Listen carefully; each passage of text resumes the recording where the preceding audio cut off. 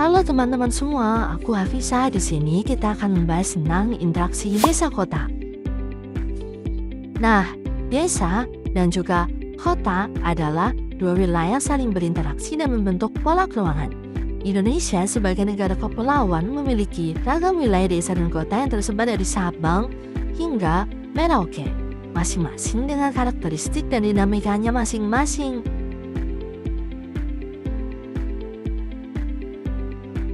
Materi ini mencakup 3 topik utama, yaitu struktur dan pola keuangan desa, struktur dan pola keuangan kota, serta interaksi desa dan kota dalam pemerataan pembangunan. Nah, sebenarnya desa itu apa sih?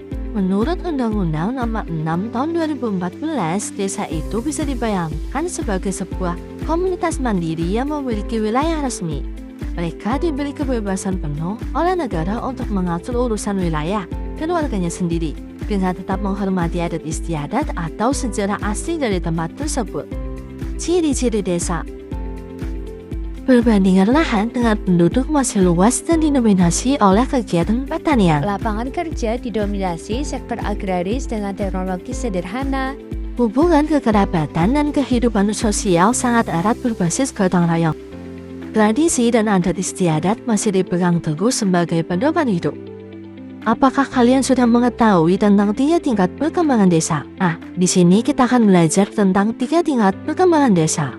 Yang pertama adalah desa swadaya, yaitu desa yang kehidupannya masih sangat bergantung dengan alam, adat istiadatnya itu masih kuat dan juga administrasi belum berjalan. Lalu ada desa swakarya, yaitu desa dengan mata pencaharian mulai beragam dan administrasinya juga mulai berjalan. Lalu yang ketiga ada desa swasembada, yaitu desa yang sudah mandiri penuh dalam pemerintahan dan juga ekonomi dengan pola pikir yang lebih rasional. Nah, tingkat perkembangan ini mencerminkan adanya kemandirian desa dalam mengelola sumber daya dan juga pemerintahannya. Nah, selanjutnya pola permukiman desa itu dibedakan menjadi 4 tipe. Yang pertama adalah pola menyebar. Ini terjadi ketika rumah-rumah petani tersebar berjauhan di lahan pertanian masing-masing. Lalu pola mengelompok itu terbentuk ketika rumah-rumah terpusat dalam satu kampung dengan lahan pertanian di luarnya. Untuk pola pemanjang atau linier itu berkembang di sepanjang jalan raya atau aliran sungai. Selanjutnya, pola melingkar itu muncul ketika permukiman mengikuti tepi jalan melingkar atau badan air. Masing-masing dari pola ini dipengaruhi oleh kondisi geografis, budaya, dan juga aktivitas ekonomi masyarakat setempat. Selanjutnya adalah kawasan perkotaan. Kawasan perkotaan adalah kawasan dengan kegiatan utama bukan pertanian, berfungsi sebagai pusat pelayanan jasa, pemerintahan, dan kegiatan ekonomi.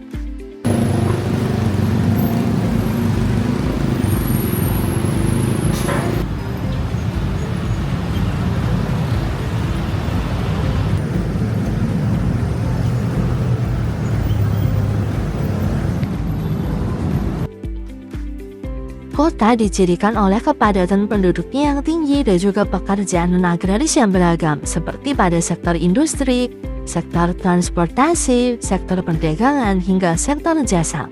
Terdapat 3 teori utama yang menjelaskan tentang struktur keuangan kota. Teori pertama adalah teori konsentris dari Ernest Burgess.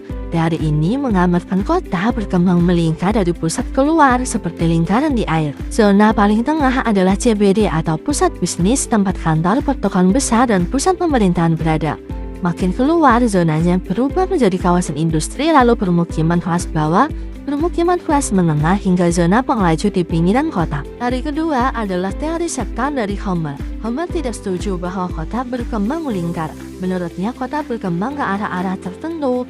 Misalnya, kawasan industri tumbuh ke jalur kereta, sedangkan permukiman mewah tumbuh ke arah yang udaranya lebih bersih atau pemandangannya lebih bagus.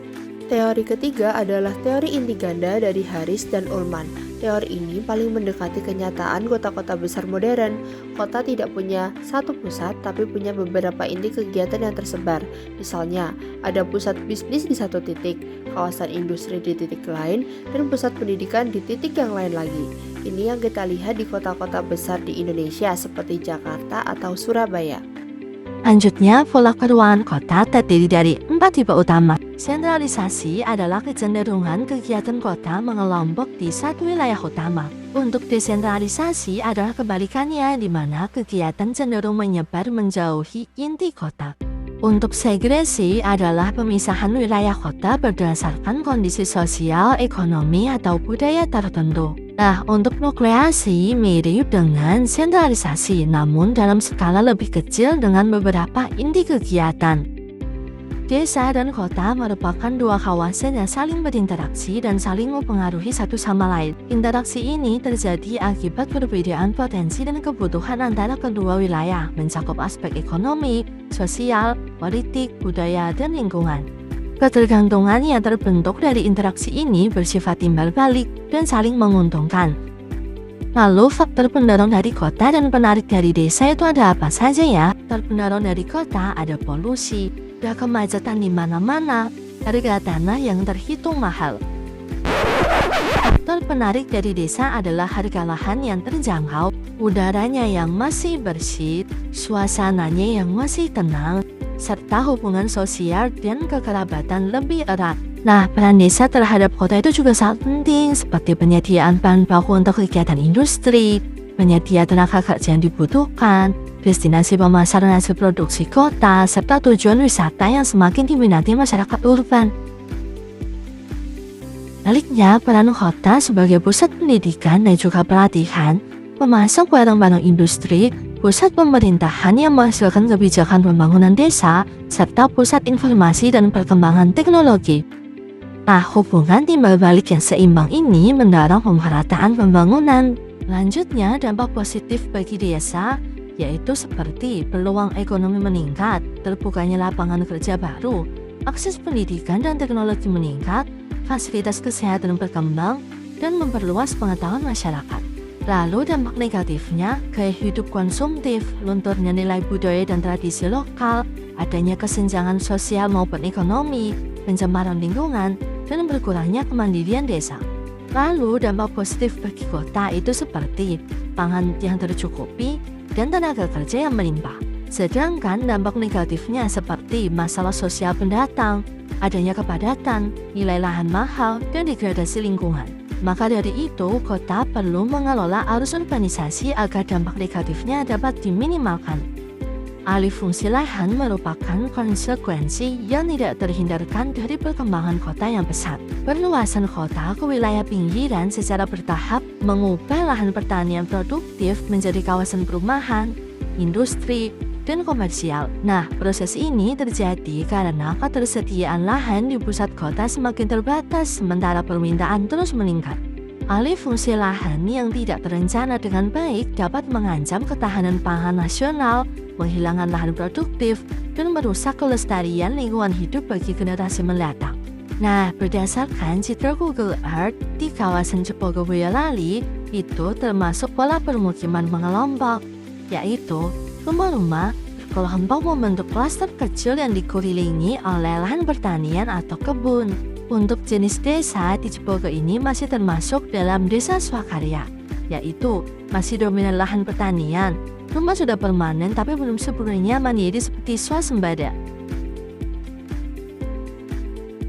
Nah, teori yang paling sesuai untuk zona kota Semarang adalah teori inti ganda. Karena Semarang ini memiliki beberapa pusat kegiatan sekaligus, tidak hanya satu pusat seperti teori konsentris atau sektor. Untuk salah satu pusat kotanya berada di Simpang 5, untuk pusat transport berada di Bandara Ahmad Yani. Untuk pusat industri berada di kawasan Pelabuhan Tanjung Mas. Lalu untuk pusat pendidikan berada di kawasan Undip atau Tembalang. Serta untuk pusat wisata atau rekreasi, ada contohnya yaitu di Brown Canyon atau wisata Grembel asli.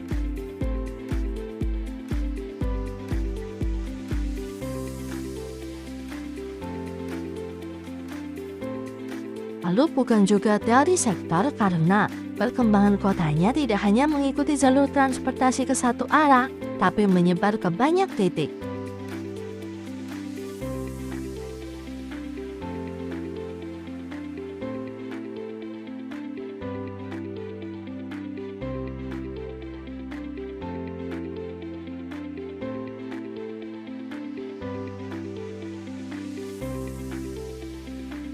Nah, pemahaman mendalam tentang pola keuangan desa dan kota sangat penting untuk mendukung perencanaan wilayah yang adil, merata, dan berkelanjutan bagi seluruh masyarakat Indonesia.